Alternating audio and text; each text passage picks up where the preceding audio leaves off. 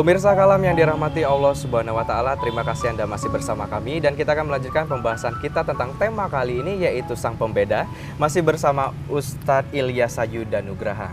Ustadz, kita sudah ada di segmen kedua. Melanjutkan pertanyaan yang sempat tertunda, Ustadz ingin menceritakan suatu cerita, kisah nyata begitu ya, yang berhubungan dengan tema kita kali ini. Oke, pemirsa yang dirahmati oleh Allah Subhanahu wa Ta'ala, ada sebuah kisah. Kebetulan tadi pagi saya buka kitab Mas Albin. Sebuah kisah yang berhubungan dengan tema kita pada hari ini, yaitu tentang Sang Pembeda atau pembeda manusia dengan yang lain adalah ketakwaan. Mas Albin dan pemirsa Silampari TV yang dirahmati oleh Allah Subhanahu wa Ta'ala, di zaman tabi'in ada salah seorang syekh yang kemudian mengajar di masjid, nama masjidnya Masjid At-Taubah di Syria, di ibu kota Damaskus. Kemudian ada seorang pemuda yang miskin di luar kota Damaskus yang kemudian dia datang di Syekh itu mengajar setiap hari, dia seorang alim. Kemudian pemuda ini berkata kepada imam, kalau kita di sini guru, ustadz ya. Wahai Syekh, saya seorang pemuda yang miskin, tidak memiliki apa-apa, tapi saya ingin belajar agama. Boleh nggak saya ingin belajar dan saya bantu-bantu bersih masjid di sini. Kemudian yang kedua, saya numpang hidup sama Anda. Apa yang Anda makan, saya makan. Apa yang Anda minum, saya minum. Kata syekhnya, baiklah kalau begitu, asal kamu bisa bersabar. Alhamdulillah, kemudian berjalan waktu. Setelah 3 bulan, pemuda ini kemudian mengatakan, setelah 3 bulan saya tinggal bersama syekh saya, dan 3 hari terakhir kami tidak makan 3 hari. Ya. Syekh saya kuat, saya tidak kuat. Saya dapati syekh saya ini adalah orang yang memang benar-benar sangat zuhud sekali. Ya, sangat zuhud sekali. Ada makanan dia makan, nggak ada makanan dia puasa. Ini kami sudah 3 hari nggak makan. Dan hanya sahur dengan sebutir kurma, dengan air putih saja. Dan buka pun sama. Dengan sebutir kurma dan dengan segelas air putih. Saya kuat, saya sudah tidak kuat lagi. Muncul di pikiran saya, pemirsa yang dirahmati oleh Allah, kepikiran karena udah kelaparan yang sangat luar biasa, muncul dalam pikiran saya, setan membisikkan, sudah halal untuk kamu mencuri. Oh begitu.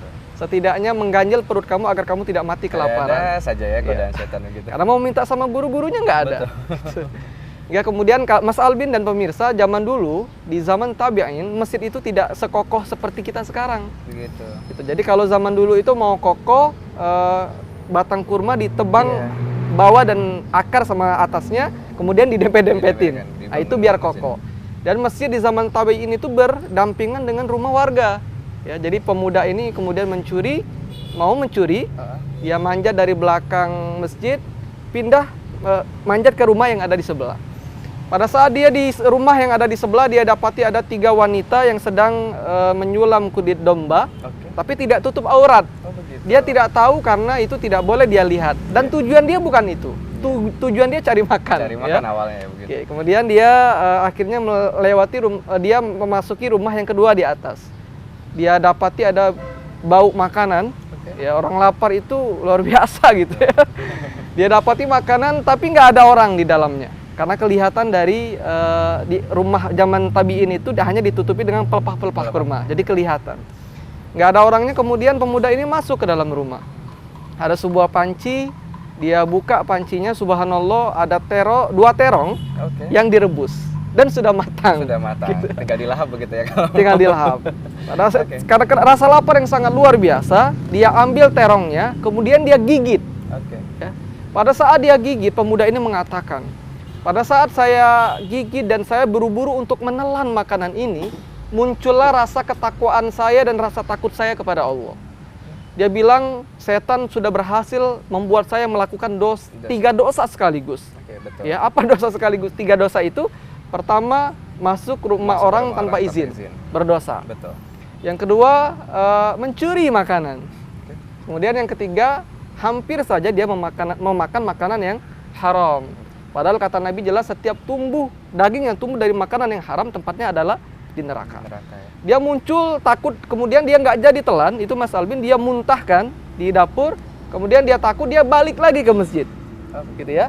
Dia balik lagi ke masjid, syekhnya sedang ngajar seperti biasa, tapi dia nggak bisa tangkap karena rasa laparnya yang luar biasa. Sehingga kemudian dia menekuk gitu ya, pundaknya ke bawah seperti ini. Mudah-mudahan bisa menghilangkan rasa lapar. Setelah selesai, ada seorang bapak tua, kemudian ada seorang pemuda wanita yang bercadar sedang berbicara dengan guru saya. Kemudian dia lihat guru saya, lihat saya sedang ada di pojok. Dia panggil, wahai muridku, ta'al, kesinilah. Kemudian saya bertanya, wahai muridku, apakah kamu sudah menikah? Belum, gitu. Kemudian yang kedua, apakah kamu mau menikah? Pemuda tadi nggak jawab, Mas Albin. Oke. Sampai ditanya yang ketiga kali. Barulah kemudian dia menjawab, wahai guruku, bagaimana mungkin saya bisa menikah? Setelah saya bergantung kepada Allah, hidup saya bergantung dengan Anda. Apa yang Anda makan, saya makan. Apa yang Anda minum, saya minum. Bagaimana saya bisa menafkahi istri saya? Kemudian syekhnya mengatakan, wahai muridku, istri wanita ini ditinggal mati oleh suaminya. Dan dia sudah melewati masa iddah 4 bulan 10 hari. Dia takut fitnah. Dan dia pengen dicarikan untuk menikah lagi. Dan dia ditinggalkan harta yang cukup. Oke. Kamu mau? Iya. Kemudian ditanya wanitanya, apakah mau? Mau. Kemudian syekhnya mengambilkan sebuah mahar, sebuah guci di kamar yang kemudian dipanggil saksi dan mereka menikah. Oh begitu. Menikah, sedikit saya ringkas Mas Albin. Syekhnya mengatakan, wahai muridku, sudah saatnya engkau pulang. Nanti kalau kamu mau ke masjid, ya silakan, mau beribadah datang lagi ke masjid. Ya. Dengan perasaan yang masih malu-malu, gitu ya Mas Albin ya. Jalan suami istri ini melewati rumah yang pertama. Oke.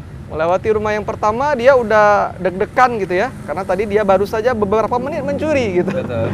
Kemudian masuk rumah yang kedua, istrinya kemudian stop. Oke. Dia bilang, wahai suamiku, ini rumah kita. Masuklah. Ya, rumah tempat dia tadi mencuri ya. Begitu. Mencuri, kemudian masuk ke dalam rumah. Istrinya mengatakan, wahai suamiku, saya dengar kamu sudah 3 hari nggak makan. Kamu mau makan? Iya istriku, saya mau makan. Kemudian istrinya datang ke dapur, pada saat dia buka, itu tadi, dia terkejut, spontan. Siapa yang makan terong saya?